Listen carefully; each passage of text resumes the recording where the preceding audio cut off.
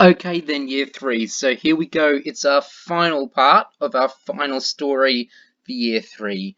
Hope you enjoy the end of the miraculous journey of Edward Tulane. Here we go.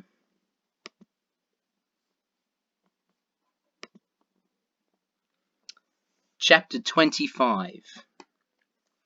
Technically, of course, he was not alone. Lucius Clark's shop was filled with dolls, lady dolls and baby dolls, dolls with eyes that opened and closed, and dolls with painted-on eyes, dolls dressed as queens and dolls wearing sailor suits. Edward had never cared for dolls. He found them annoying and self-centered, twittery and vain.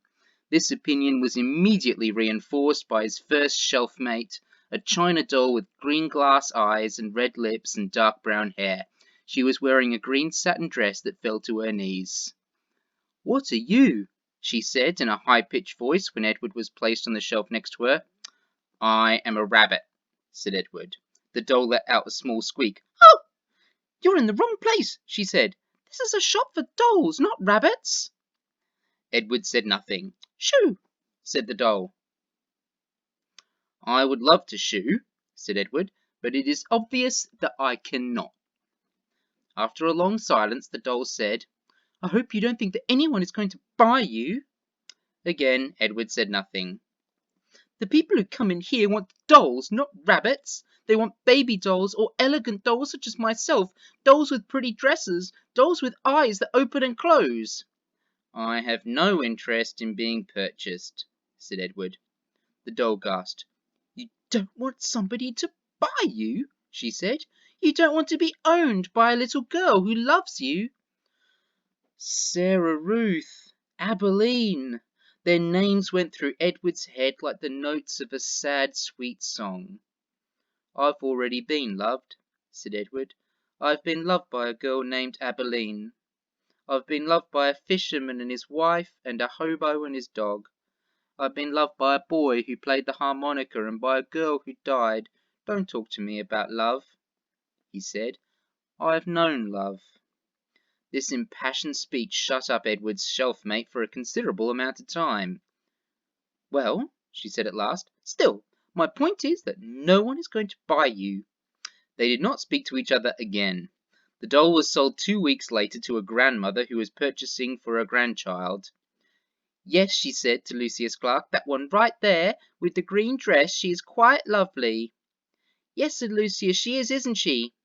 And he plucked the doll from the shelf. Good-bye and good riddance, thought Edward. The spot next to the rabbit stayed vacant for some time.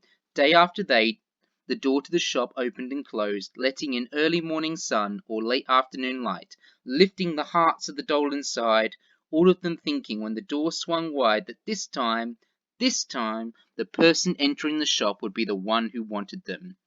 Edward was the lone contrarian. He prided himself on not hoping, on not allowing his heart to lift inside of him. He prided himself on keeping his heart silent, immobile, closed tight. "I'm done with hope," thought Edward Tulane. And then one day at dusk, right before he closed the shop, Lucius Clark placed another doll on the shelf next to Edward. Chapter 26.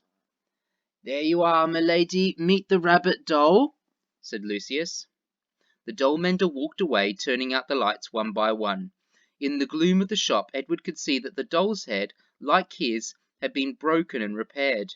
Her face was, in fact, a web of cracks. She was wearing a baby bonnet. "How do you do?" she said in a high, thin voice. "I am pleased to make your acquaintance." "Hello," said Edward. "Have you been here long?" she asked. "Months and months," said Edward, "but I don't care. One place is the same as another to me."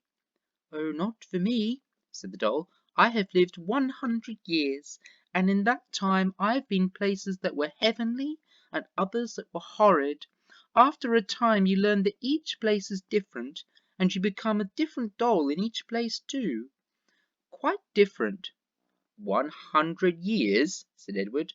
"I am old. The doll mender confirmed this. He said as he was mending me that I am at least 100,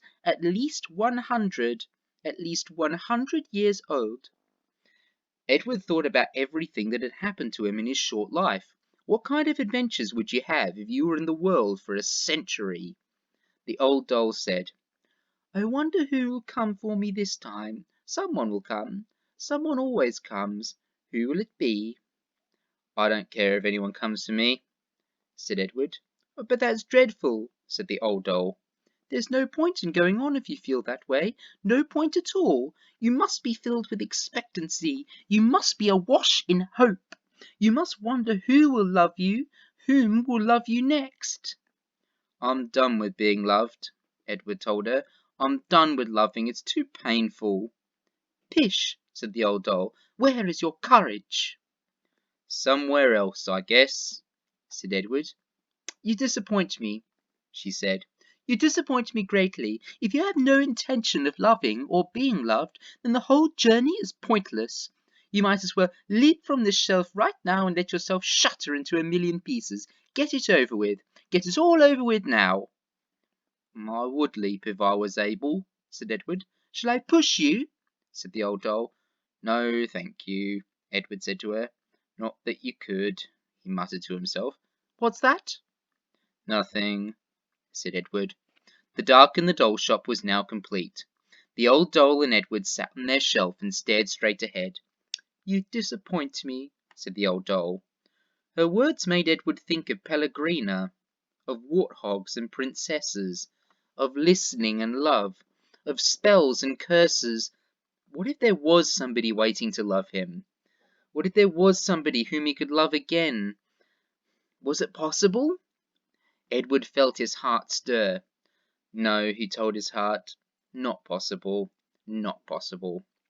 In the morning, Lucius Clark came and unlocked the shop. Good morning, my darlings, he called out to them. Good morning, my lovelies. He pulled up the shades on the windows. He turned on the light over his tools. He switched the sign on the door to open. The first customer was a little girl with her father.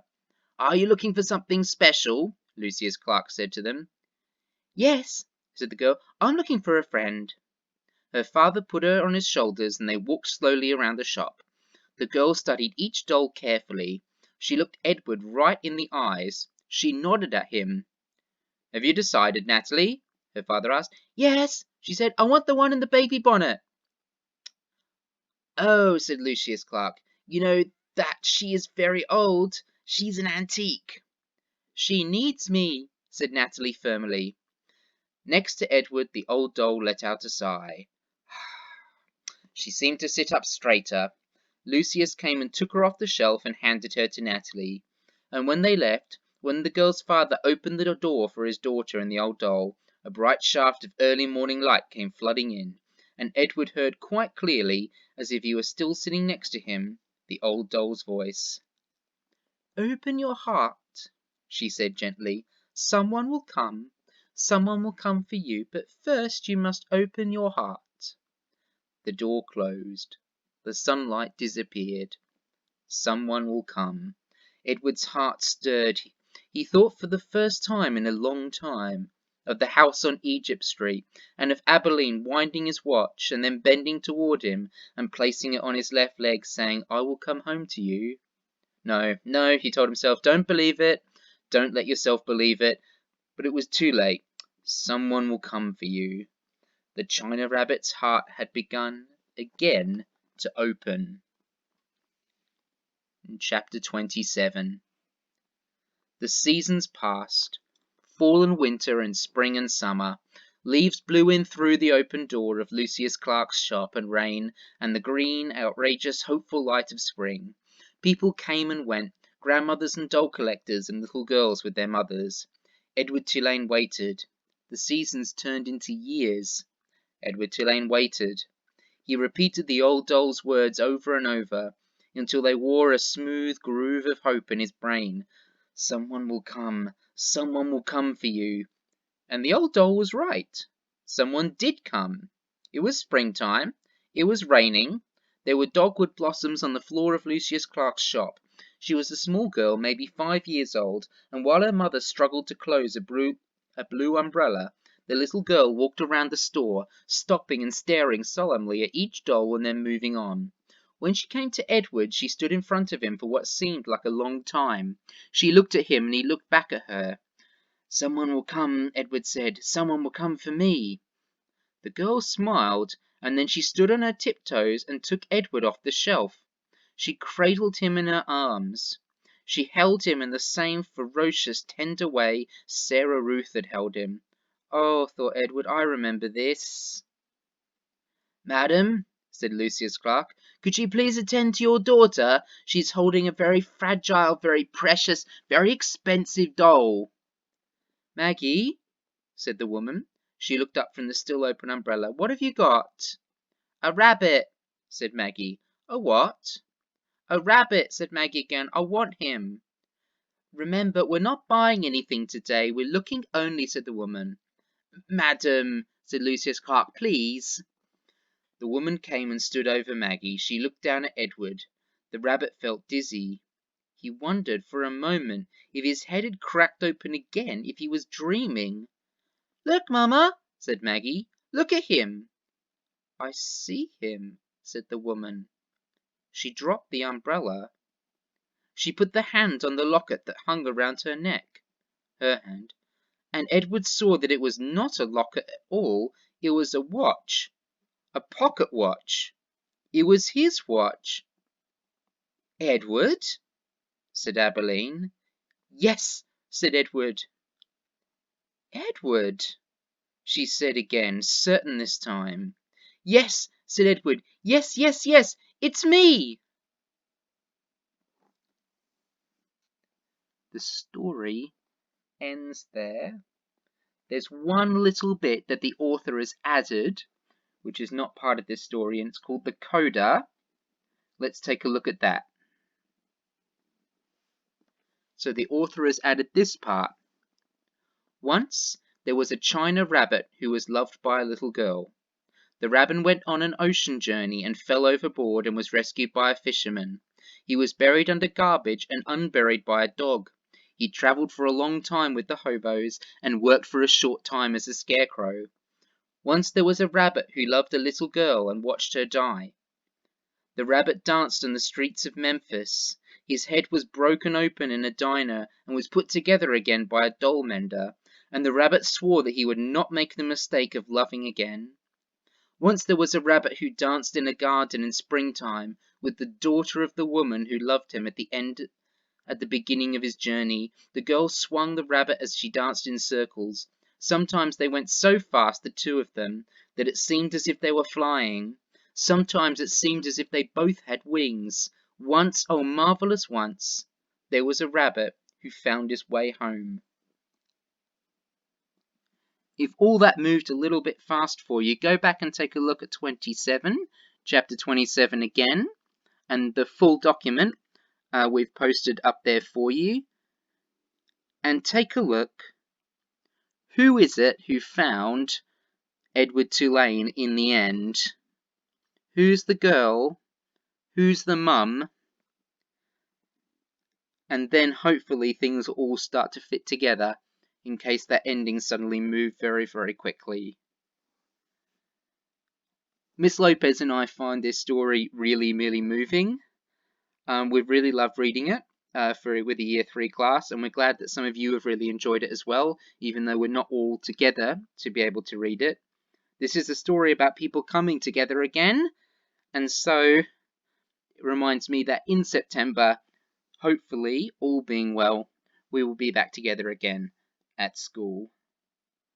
Just at the end here, if you haven't, please do sign up for the Summer Reading Challenge with the Reading Agency. This is an organisation that helps children to get good books that they can read.